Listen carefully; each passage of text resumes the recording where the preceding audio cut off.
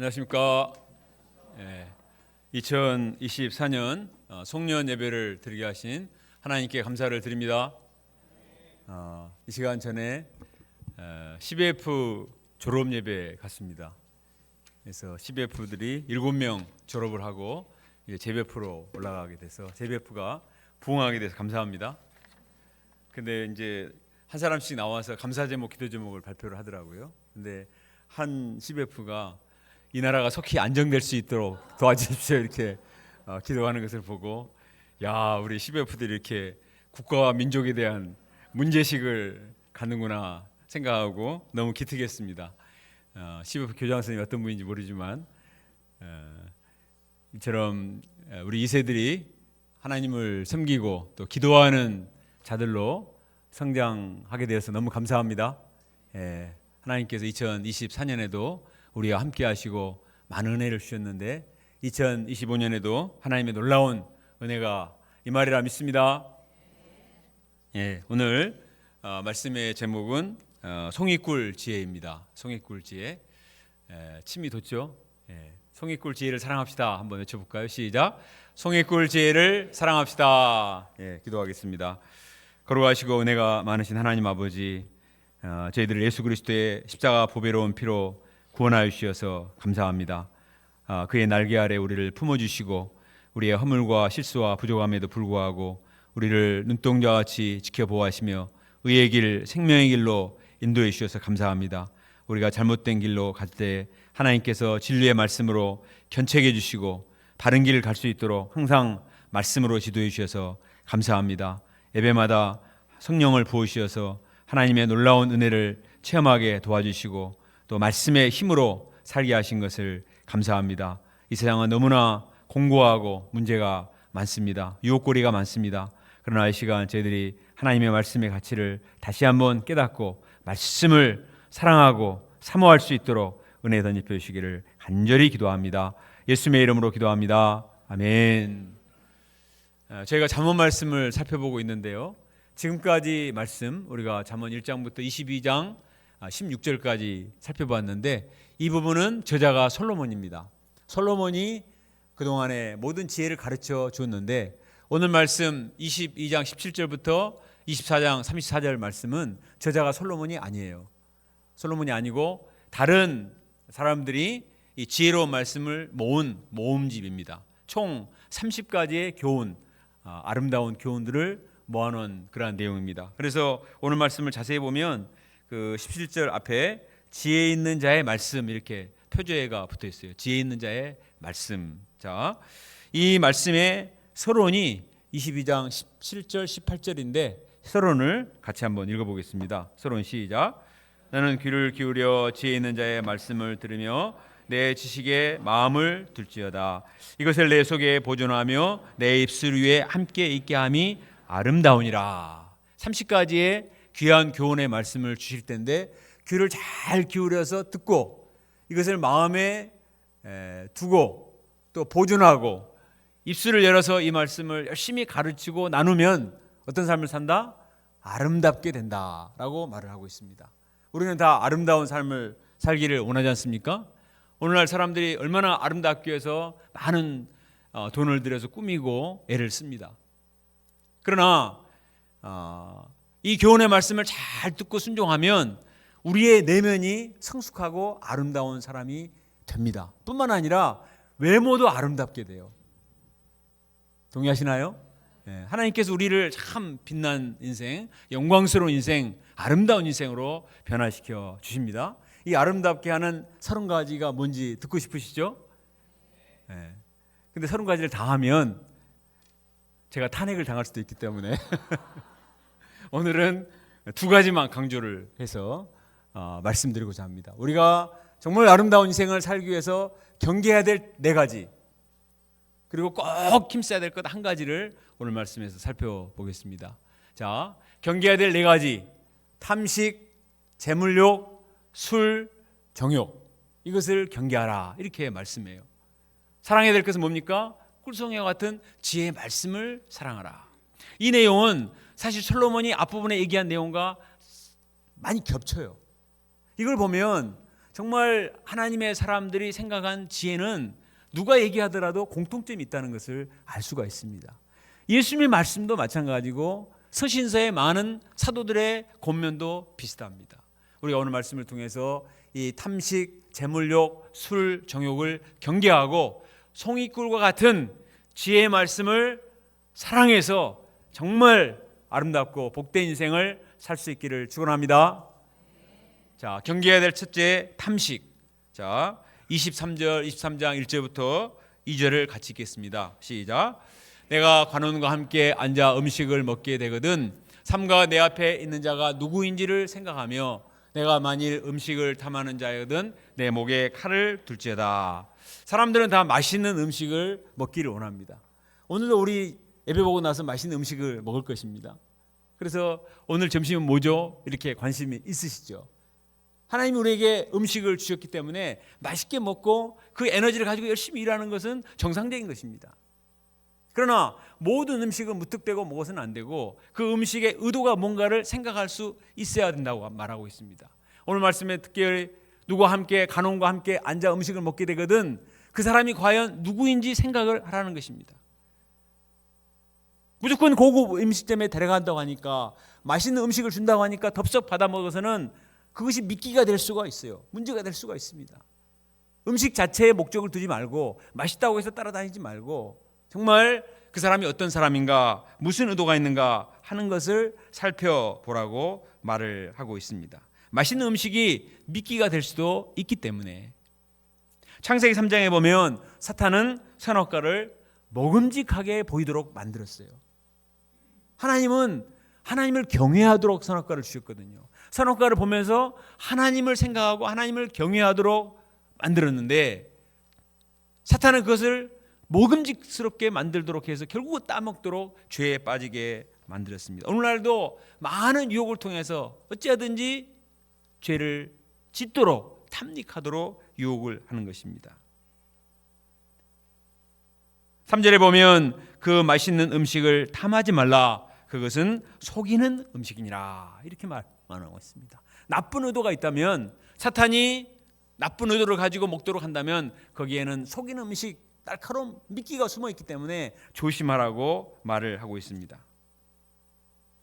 뇌물성 음식이 아닐지라도 음식 자체를 너무 탐하는 것은 좋지 못합니다. 탐식은 여러 가지 부작용을 가져오기 때문이죠. 탐식과 과식은 성인병의 원인이 됩니다. 재밌게 볼지 모르지만 이렇게 마구잡이로 막 먹으면 먹을 때는 좋을지 모르지만 이것으로 말미암아서 많은 건강에 문제가 생긴다는 사실을 우리는 너무나 잘 알고 있습니다. 한문에 암이라는 글자가 어떻게 이루어졌냐면 자세히 보세요. 입구자가 3개나 있어요. 막 입을 벌려서 막 밑에는 몇 산이 있습니다. 산더미처럼 많이 싸놓고 막 집어 먹으면 옆에 이것은 알아누울 역이라는 한문이에요. 무분별하게 막 먹으면 산더미처럼 쌓아놓고 먹으면 알아눕는 암에 걸린다. 사람이 안 먹어서 이렇게 암에 걸리는 것이 아니라 너무 많이 무분별하게 막 먹어대기 때문에 질병이 생길 경우 많이 있다는 것입니다. 그러므로 음식을 절제해야 됩니다. 특별히 맛있는 음식을 절제하라고 말하고 있습니다. 그래서 탐식에 대한 유혹을 극복하기 위해서 목에 칼을 두라 이렇게 말하고 있습니다. 너무 섬뜩한 말이지 않나요? 그런데 음식에 대한 유혹이 너무나 강하기 때문에 이렇게까지 극단적인 말을 하지 않으면 절제하기가 너무 어렵습니다.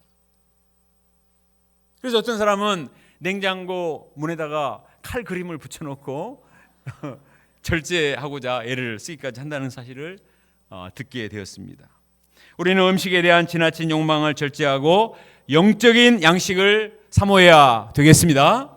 육적인 양식도 우리에게 기쁨을 주지만 그보다 차원이 높은 우리의 영을 만족시키는, 우리 인간은 육적인 존재뿐만 아니라 영을 가진 영적인 존재이기 때문에 우리 영을 충족시키는 영적인 양식을 먹기에 힘을 써야 됩니다.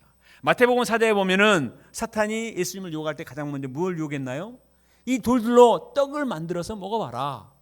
예수님이 너무나 배가 고프셨기 때문에 먹을 가지고 유혹을 했습니다. 먹을 것만 해결되면 다 되지 않느냐, 그 능력을 먹는 데 쓰라, 이렇게 유혹을 했습니다. 이때 예수님은 신명기 8장 3절 말씀을 가지고 단호하게 사탄의 유혹을 물리치셨죠. 우리 다 같이 신명기 8장 3절 말씀 읽어보겠습니다. 시작. 사람이 떡으로만 살 것이 아니요 하나님의 입에서 나오는 모든 말씀으로 살 것이니라. 사람은 음식도 먹어야 되지만 40일을 굶어서 배가 고프지만 그러나 영이 먼저이기 때문에 아무리 내가 능력이 있어도 이 돌들로 떡을 만들어서 먹기보다는 정말 하나님의 말씀을 먹는 것을 우선히 하고, 예수님이 오병이로 5천 명을 먹이셨습니다. 사람들은 너무나 좋았습니다. 계속 먹을 걸 주세요 따라다녔어요. 예수님이 안 주셨어요. 내가 생명의 떡이니 나를 먹으라. 내게 오는 자는 아무도 굶주리지 않을 것이다. 하늘 양식을 먹도록 예수님께서 말씀해 주셨습니다. 베드로전서 2장 2절 말씀도 같이 읽어볼까요? 시작. 갓난아이들 같이 순전하고 신령한 젖을 사모하라.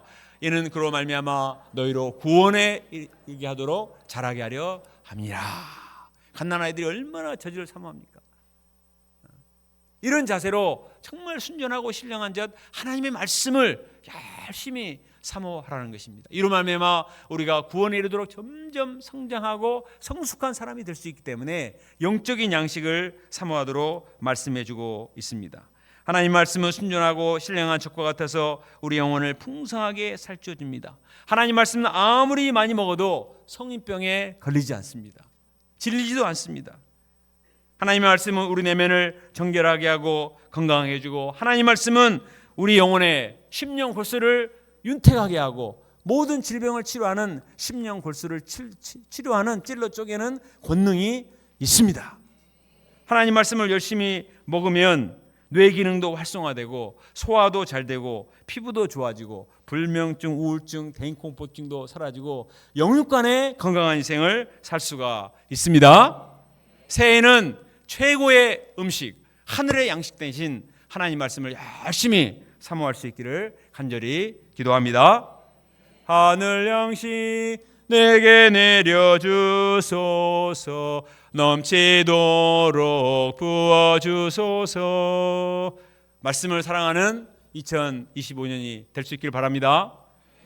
두 번째로 재물욕을 경계하라, 이렇게 말씀하시죠. 우리 4절 5절 말씀을 같이 읽어보겠습니다. 시작. 부냐되게 애쓰지 말며 내 사사로운 지혜를 버릴지어다. 내가 어찌 허무한 것에 주목하겠느냐. 정령이 재물은 스스로 날개를 내어 하늘을 나는 독수리처럼 날아가리라. 사람들은 돈을 좋아합니다. 돈을 많이 가지면 많은 것들 내가 소유할 수 있고 또 많은 혜택을 누릴 수 있다고 생각하기 때문에 할 수 있으면 돈이 많기를 원하죠. 저는 돈에 관심이 없어요. 이런 분 있으세요? 성경은 돈 자체를 나쁘다고 말하지 않습니다. 정당한 노력의 대가로 돈을 버는 것은 그것은 의미가 있는 것이죠. 그러나 부자가 되는 것 자체의 목적을 두지는 말라는 것입니다. 많은 재물을 벌어서 부자가 되는 것 자체의 목적을 두게 되면 사사로운 지혜를 따르게 된다고 했습니다. 사사로운 지혜는 순수하지 못한 지혜예요. 그것은 꼼수이고 또 부정한 방법을 포함한 것입니다. 그러다가 죄에 빠지는 것이죠. 수단 방법을 가리지 않고 재물을 얻었다 할지라도 그것이 과연 나의 모든 것을 보장해 주느냐? 그렇지 않습니다. 어느 순간에 날개를 다른 독수리 같이 슉 날아가 버립니다. 그렇게 피땀 흘려서 쌓았는데 화재가 나기도 하고 도난사고가 나기도 하고 금융위기가 나타나기도 하고 또 부도가 나기도 해서 금방 다 날아가 버리는 그런 경우를 우리는 주변에서 많이 봅니다. 그래서 디모데전서 6장 17절에서는 이렇게 말했습니다. 정함이 없는 재물에 소망을 두지 마라. 정함이 없다는 것은 uncertain, 확실하지 않다. 우리는 이 물질적인 시대에 돈만큼 확실한 게 뭐냐? 돈이 있어야지 키를 쓰고 돈을 붙듭니다. 그러나 그것이 나의 미래를 보장해 주는 것이 절대로 아닙니다. 돈이 무가치하고 의미가 없다는 것은 아니지만 돈 자체의 목적을 두지는 말라는 것입니다. 5절 말씀에 보면 그것은 허무한 것이다, 이렇게 말하고 있죠. 그럼 우리가 재물 대신에 정말 소망을 둬야 될 것이 무엇일까요? 자, 디모데전서 6장 17절 말씀을 같이 읽어보겠습니다. 디모데전서 6장 17절 시작.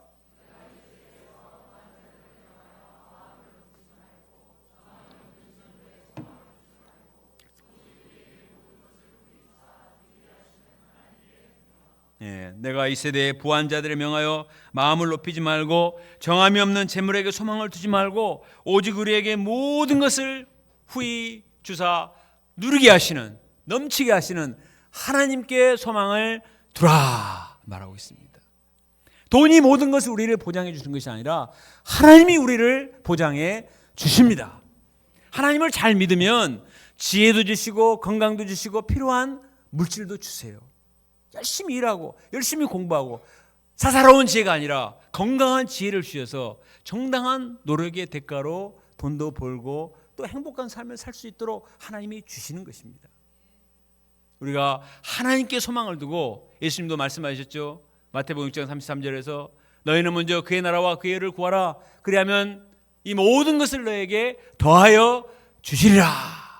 먼저 하나님을 사랑하고 하나님께 소망을 두고 먼저 그의 나라와 그의 의를 구하면 하나님께서 우리에게 필요한 모든 것을 넘치도록 허락해 주시리라 믿습니다. 세 번째로 술에 대한 경계입니다. 우리 23장 29절 30절 같이 읽어볼까요? 시작. 재앙이 누게 있느뇨, 근심이 누게 있느뇨, 분쟁이 누게 있느뇨, 원망이 누게 있느뇨, 까닭 없는 상처가 누게 있느뇨, 붉은 눈이 누게 있느뇨, 술에 잠긴 자에게 있고 혼합한 술을 구하러 다니는 자에게 있느니라. 많은 사람들이 술을 좋아합니다. 왜 술을 좋아할까요? 물어봤어요. 그랬더니 술을 먹으면 잊어버릴 수 있대요. 고통스러운 일을, 직장의 스트레스, 여러 가지 아내에게 받은 바가지, 직장에서 받은 상사로 인한 스트레스 잊어버릴 수 있으니까. 그리고 술을 먹으면 알코올이 들어가서 뇌를 자극시켜서 기분을 업되게 한다고 합디다. 그러니까 정상적인 상태로는 세상에 기쁠 게 없어요.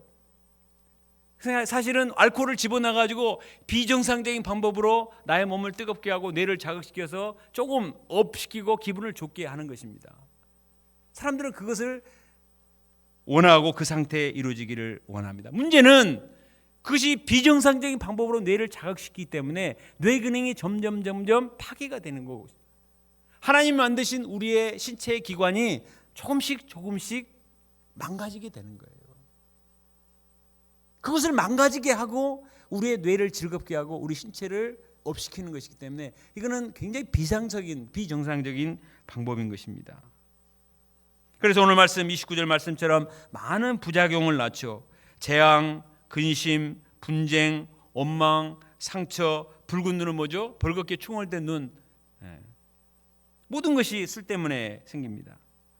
30절 말씀에 보면은 술에 잠긴다 이런 말을 했는데, 술에 잠기는 것은 술에 중독이 되는 거예요. 술에 찌들게 되는, 술독에 빠지는, 사람이 한두 잔 마시는 거로 만족하지 않습니다. 더 즐겁게 되고 더 업되고 싶고 더 갈 때까지 가고 싶은 그런 욕망을 계속 심어서 더 독한 술을 찾고 더 혼합된 술을 찾다가 나중에는 큰 문제에 빠지게 됩니다. 결국 33절 말씀처럼 그 눈에는 괴이한 것이 보이고 혀가 꼬부라지게 되고, 34절 말씀처럼 술에 취하면 바다 가운데 누운 자같이 됩니다.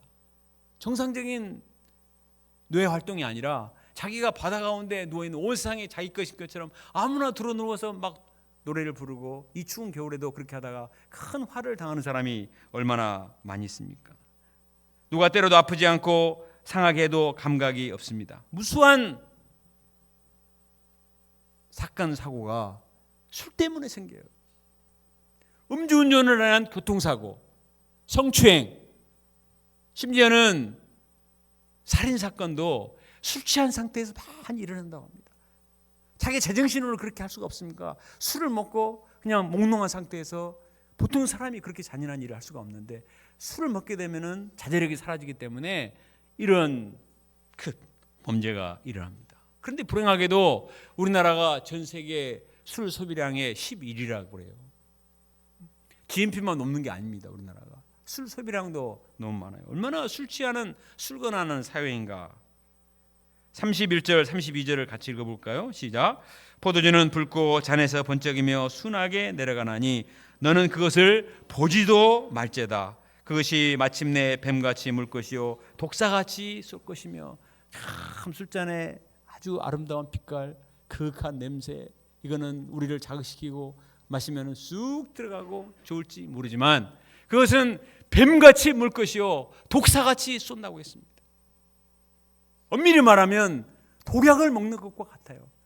나에게 잠깐의 쾌락과 기쁨을 줄지 모르지만 나의 가장 중요한 것을 빼앗아갈 수 있는 무서운 독이 숨어 있다는 사실을 알고 쳐다보지도 말라, 가까이 하지도 말고. 어떤 사람은 딱 한 잔은 안 될까요? 분위기상 한 잔만 하면 되잖아요. 그러나 한 잔이 두 잔이 되고 두 잔이 세 잔이고 많은 문제를 일으키기 때문에 아예 쳐다보지도 말고 입도 대지 말고 냄새도 맡지 말아야 되겠습니다. 형제석에서는 안 나오네. 술을 정말 경계할 수 있기를 바랍니다. 그럼 사람들이 그렇게 말하죠. 술이 없이 무슨 재미로 살아요. 그러나 알코올 술이 아니라 성령의 세술에 취하면 됩니다. 성령의 세술에. 사도행전 2장 13절에 보면 사람들이 사도들을 보고 이 사람들이 세술에 취했다 이렇게 말했습니다. 비슷해요. 말이 많아지고 뭔가 기분이 업되고 얼굴도 약간 빨갛고 막 하는데 문제는 술 냄새가 안 나는 거예요. 역겨운 술 냄새가 안 나는 거예요. 실수를 하지 않는 거예요. 그래서 이것은 정말 신기한 술이다, 새술이다 이렇게 말했습니다. 성령입니다. 성령께서 그들에게 충만하시자 모든 두려움이 사라졌어요. 담대해졌어요. 기쁨이 충만했어요. 열심히 복음을 증거하면서도 조금 더 두려움이 없어지는 이런 정말 신령한 새술, 이것이 바로 성령의 비결인 줄로 믿습니다. 사도행전 사도 바울은 에베소 5장 18, 19절에서 말했습니다. 같이 읽어봅시다. 시작. 술 취하지 말라. 이는 방탕한 것이니 오직 성령으로 충만함을 받으라. 시와 찬송과 신령한 노래들로 서로 화답하며 너의 마음으로 주께 노래하며 찬송하며. 술 취하지 말라. 방탕에 이르는 것이기 때문에 대신 성령에 취해라. 성령의 충만함을 받으라는 것은 성령에 잠긴 상태, 성령으로 충만한, 성령이 가득 찬 상태. 술을 많이 먹어서 머리 꼭까지 올라오는 사람 있지 않습니까? 근데 우리가 성령으로 충만하게 되어서 머리끝에서 발끝까지 성령으로 넘치는 그런 인생을 살면 거룩한 인생을 살 수가 있습니다. 하나님을 닮아가는 인생, 성령의 세술로 말미암아 거룩을 사모하고 선한 영향력을 끼치고 또 사랑과 희락과 화평과 오래 참음과 자비와 양성과 충성과 온유와 절제와 같은 아름다운 성령의 열매를 주렁주렁 맺는 예수님과 같은 성품을 가질 수가 있습니다. 우리가 세상에 억지로 재미가 없다고 해서 술을 통해서 다른 쾌락을 통해서 없는 재미를 만들어내는 잘못된 방법이 아니라 하나님이 주신 가장 거룩하고 가장 귀한 성령의 충만함을 덧입어서 기쁨으로 넘치는 담대한 거룩한 인생을 살 수 있기를 기도합니다. 그런데 오늘 에베소 말씀을 보니까 성령의 충만함을 받으라 이렇게 했고 그 뒤에 시와 찬송과 신령한 노래를 서로 화답하라고 했습니다. 성령의 충만함을 덧입는 비결은 하나님의 말씀을 사랑하고 시와 찬송과 적극적으로 하나님께 나아가서 기도하며 찬송하는 것입니다. 예배 때도 말씀의 은혜를 받고 성령 충만함을 받기 원하십니까? 그럼 일찍 오세요. 그리고 찬양을 열심히 불러야 됩니다. 그럴 때 내 마음의 걱정과 근심과 염려가 사라지고 내 마음에 성령의 감격과 은혜가 넘치게 되리라 믿습니다. 지난 금요기도 시간에 우리 황현우 목동이 소감 발표를 했습니다. 그는 인생의 허물 때문에 일찍이 술의 맛을 알고 술에 잠긴 상태까지 이르게 되었습니다. 몸무게 너무 많이 빠져서 검찰에서는 억지로 살을 뺐다고 말하지만 사실은 이분의 인생 소감을 보면 알 거예요. 살을 빼고 싶어서가 아니라 술을 너무 많이 먹어서 이게 몸에 고장이 된 것입니다. 그는 술 때문에 요절할 뻔했습니다. 그는 소감에서 이렇게 말했습니다. 폐인으로 살아갈 불쌍한 저를 구원해 주시고 삶의 기쁨과 즐거움을 주신 하나님께 감사합니다.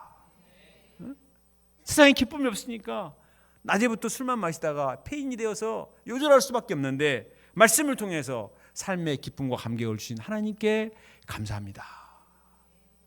우리 최정환 목자님과는 주일 예배 말씀을 공부하고, 그리고 민주 목자님과는 주중에 창세기 말씀을 공부를 했습니다.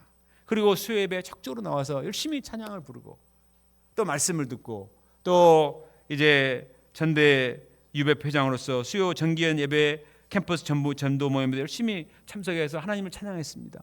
또 솔티팀 밴드에 참석해서 키보드 연주를 하고 열심히 찬양하니까 점점 기쁨과 은혜가 넘쳐서 술 생각이 나지 않게 되었습니다. 이런 문제로 검찰에서 재판을 받으면 1심에서 무죄 판결될 가능성이 3%라고 합니다. 3%. 근데 하나님께서 3%의 기적을 내게 베풀어 주셨다. 그런데 검찰이 또 항소를 했어요. 그러나 2차 공판도 전혀 두렵지 않다고 했습니다. 하나님께서 담대함을 주시고 믿음을 주셨기 때문에 두려워하지 않고 하루하루를 살 수가 있게 된 것입니다. 이처럼 우리가 말씀과 기도와 찬양을 가까이 하게 될 때 세상에 잘못된 방법의 기쁨을, 만들어진 기쁨, 쾌락, 병든 기쁨, 많은 부작용을 만들어내는 그런 곳에 빠지지 않고 가장 건강하고 가장 거룩하고 돈이 안 들고, 중요한 것은 돈이 안 들어요. 돈이 안 들어. 저는 우리 아버님이 술을 좋아하시는가, 항상 돈 없다고 그러시면서 왜 그렇게 술을 드세요? 괴로우니까,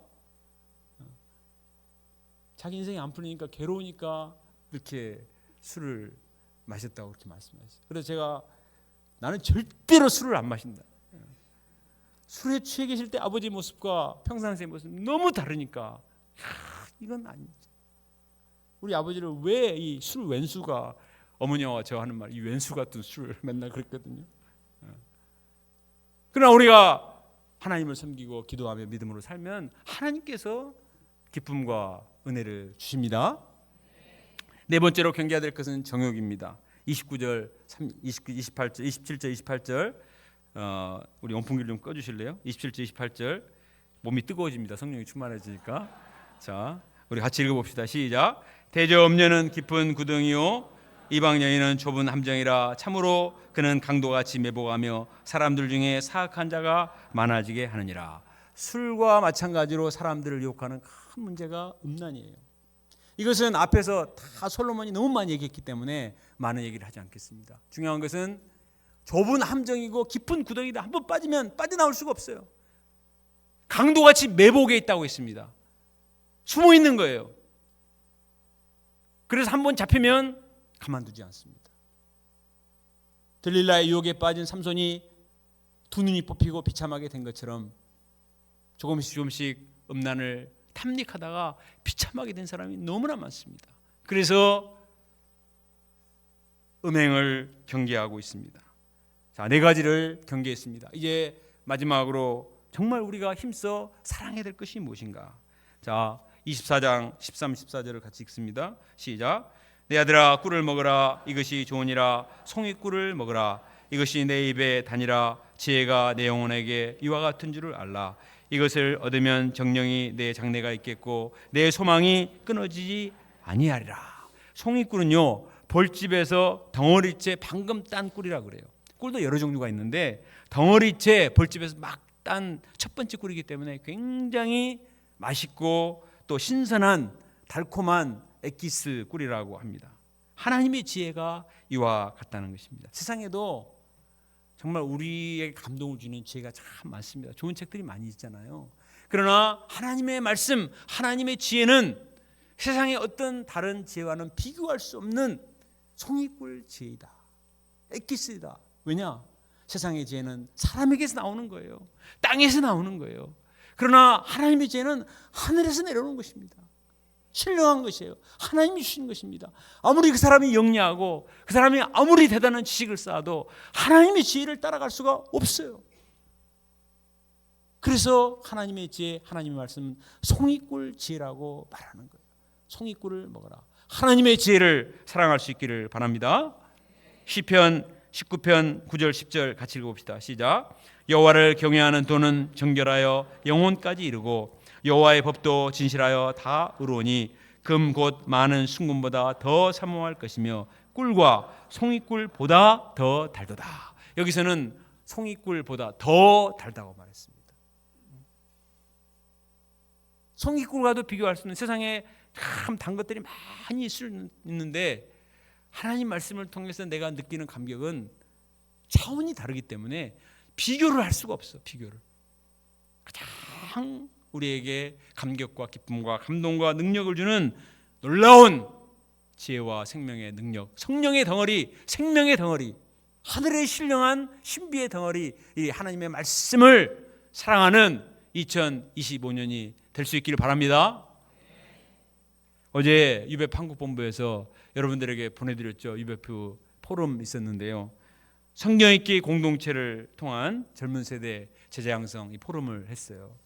이거를 발표하신 주 강사가 프랑스의 김요한 선교사이신데 지난주 우리 센터에 왔습니다. 광주 역사관을 보고 싶다고 일부러 와서 같이 사진도 찍고 교제를 했습니다. 그리고 자기가 다른 센터에서 다닌 전한 메시지를 저에게 줬습니다.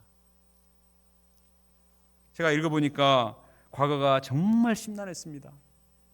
이분 유베프를 언제 왔냐? 27살 때 왔어요. 그는 술, 담배, 당구, 포카 온갖 세상 정욕에 찌든 병든 인생을 살았다고 했습니다. 그런데 어느 날 대학원에서 한 후배가 선배님은 왜 사세요? 이렇게 물어봤대요. 뭘 위해 사세요? 아니 까마득한 후배가 버릇없이 선배한테 이런 걸 물어보는가. 그분이 지금 광운센터 스탠 목자님 노영호 목자님인데 그걸 계기로 말씀 공부에 초청을 했습니다. 그래서 다른 분과 연결을 시켜줘서 말씀을 공부하기 시작을 했습니다. 창세기 말씀을 공부하면서 심령에 한 줄기 빛이 임했다고 했습니다. 그는 점점 말씀의 맛을 느끼기 시작했어요. 세상에 이런 잔재미와는 비교할 수 없는 말씀의 맛을 느끼자 그는 성경을 읽기 시작했습니다. 매일 아침 3시간씩 성경을 혼자 읽어서 4개월 만에 구약을 다 읽었어요. 그리고 여름 수양에 참석을 했는데 후배들이 너무나 진솔한 소감을 발표하면서 막 눈물을 흘리는 거예요. 그들이 죄라고 얘기하는 것은 자기에게는 죄도 아닌데 이 순진한 후배들이 저런 거 갖고 죄라고 하면서 막 눈물을 막 흘리면서 하니까 너무 충격을 받은 거예요. 그러면 나는 뭔가? 나는 얼마나 흉악한 죄인인가? 그리고 수양의 마지막 이 십자가 말씀을 들으면서 이분이 심령이 터졌습니다. 내가 얼마나 흉악한 죄인인가?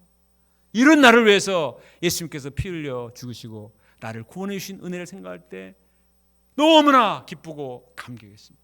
거듭남을 체험한 거예요. 성령을 체험하게 된 것이죠. 술, 담배, 포카, 당구, 세상의 온갖 정욕과 단재미와는 비교할 수 없는 꿀성에보다 더 단 하나님의 하늘의 기쁨과 감격을 체험하게 된 것입니다.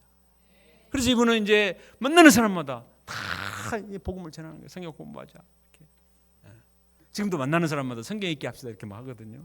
이분이 지금 포닥하시는 분인가 아니면 무슨 목사님인가 알지 못할 정도로 그렇게 열정이 많아요.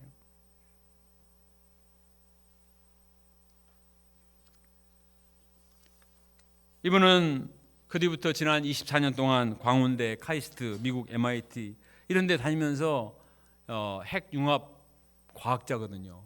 얼마나 바빠요. 근데 그것은 낮에만 딱 하고 저녁에는 성경 읽고 가르치고 주말에는 말씀을 가르칩니다. 2017년 프랑스 마르세유 선교사로 파송을 받아서 프랑스의 유명한 핵융합 연구소에서 일하면서 프랑스 학생들에게 말씀을 가르치기 시작했습니다. 그는 불어는 봉주르가 무슨 뜻인지 빵이 불어로 뭐라고 하는지도 몰랐대요. 빵이 불어로 뭐라고 하는 줄 아세요? 바게트. 파리 바게트. 저도 처음 알았습니다. 바게트가 빵이야. 바게트가 불어로 뭔지도 모르는 그런 사람이었어요.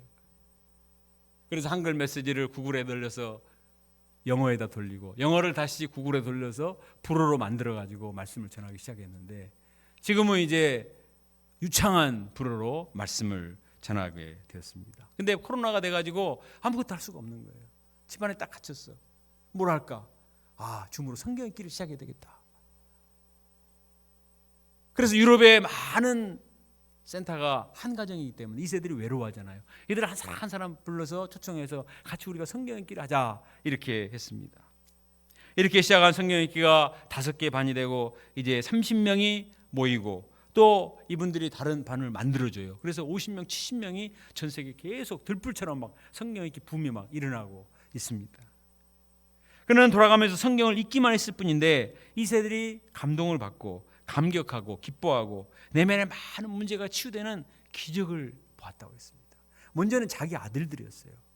자기 아들들이 프랑스가 적응도 못하고 힘들어하니까 우리 성경이나 읽자, 공부 못해도 괜찮으니까 성경 읽자 그랬는데 아들들이 변화됐어요. 야, 말씀의 능력이 있구나. 여기에 자극을 받은 한국의 우리 관악칠부 김요수아 목자님의 인대로 한국에도 성경 읽기 반이 시작이 되었습니다. 어제 포럼에서 김요수아 목자님이 그 효과를 말했는데 성경을 읽으니까 학생들의 마음이 열리고 누구에게도 말 못할 내면 문제가 녹아내리는 영적인 체험을 했다고 했습니다. 그는 아주 의미심장한 말을 마지막에 이렇게 남겼어요. 우리 세들이 별과 같은 존재들인데 유리하는 별들이 너무 많습니다. 그러나 성경 읽기를 통해서 북극성과 같이 중심을 잡고 밝게 빛나는 별들로 만들어 줍시다. 야, 한 사람 한 사람이 너무나 가능성이 많은 별과 같은 존재인데 방향이 없으니까 유리 방황하는 떠돌아다니는 별과 같은 거예요. 근데 하나님의 말씀을 가르쳐주면 중심을 딱 잡고 그 마음에 기쁨이 많으니까 중심이 분명한 북극성과 같은 방향을 딱 잡아주는 그런 스타와 같은 인생을 살 수가 있다는 것입니다. 이게 아름다운 인생이에요. 우리 센터에서도 광보세 목자님을 중심으로 말씀으로 요회가 매주 성경 읽기 모임을 2년 동안 꾸준히 했습니다. 그래서 제가 이 말씀 읽기 모임의 효과가 무엇인가 물어봤더니 광보세 목장이 그렇게 대답했습니다. 매주 화요일 9시에 5분의 목자님들, 사모님들이 모여서 서너 장씩 성경을 읽고 기도 제목을 나누며 기도하면서 모세 목자님은 바쁜 병원 진료로 찐이 빠지고 너무나 힘든 상태에 있다가 말씀을 읽으면 마음에 큰 위로와 힘을 받는다고 했습니다. 또 전에 무심코 넘어갔던 말씀이 마음을 찌르기도 하고 마음을 따뜻하게 해준다고 했습니다. 말씀에 비추어 느슨하고 방종한 생활을 회개하고 새롭게 무릎 꿇는 겸손한 영적 생활을 다시 시작하게 되었다고 했습니다. 양크리스틴 사모님은 말씀을 읽으면서 슬픔이 기쁨이 되고 분노가 평안이 되고 즐거움이 감사가 되었다고 했습니다. 말씀이 항상 달지만은 않지만 쓰기도 하고 부담도 도전도 되지만 꿀은 꿀이기 때문에 먹어야 된다. 건강에 좋기 때문에 먹다 보면 맛을 알게 된다. 이게 정답이죠. 성경을 읽다마다 와 꿀이다 그런 사람은 없어요. 그러나 말씀을 읽고 또 읽고 묵상하다 보면 말씀이 점점 내 마음에 젖어 들어옵니다. 이처럼 하나님 말씀은 송이꿀과 같아서 14절에 보면 너의 장래가 있겠고 너의 소망이 끊어지지 아니하리라.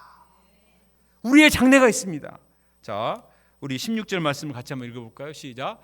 대저 의인은 7번 넘어질지라도 다시 일어나거니와 악인은 재앙으로 말미암아 엎드려지리라. 보세요. 의인도 넘어집니다. 7번이나 넘어져요. 왜? 하나님 믿고 의인으로 사는데 왜 넘어집니까? 시련이 있어요. 고통이 있어요. 실패가 있어요. 아픔이 있어요. 눈물이 있어요. 그러나 다시 일어날 수 있습니다. 왜? 송이꿀과 같은 하나님의 말씀이 힘이 되고 능력이 되고 지혜가 되기 때문에 다시 일어날 수 있습니다. 악인은 형통한 것 같아도 재앙으로 말미암아 넘어지면 일어나지 못합니다. 그래서 인생에 시련이 왔을 때 하나님의 말씀을 사랑하고 말씀을 추구하며 살았던 삶과 장꾀를 따라 악인의 형통을 추구하며 사는 삶이 차이가 나는 거예요. 평상시에는 잘 알 수가 없습니다. 우리가 정말 송이꿀과 같은 하나님의 지혜의 말씀을 열심히 사랑해야 되겠습니다. 무엇을 경계해야 됩니까? 탐식, 재물욕, 술, 정욕을 경계하십시오. 송이꿀과 같은 하나님의 말씀을 사랑합시다. 이를 통해서 잠들어가는 젊은 영혼들을 살리고 문제 많은 이 시대를 일깨워 세우는 세상 나라 거룩한 백성이 되는 2025년이 될 수 있기를 간절히 기도합니다. 기도하겠습니다. 하나님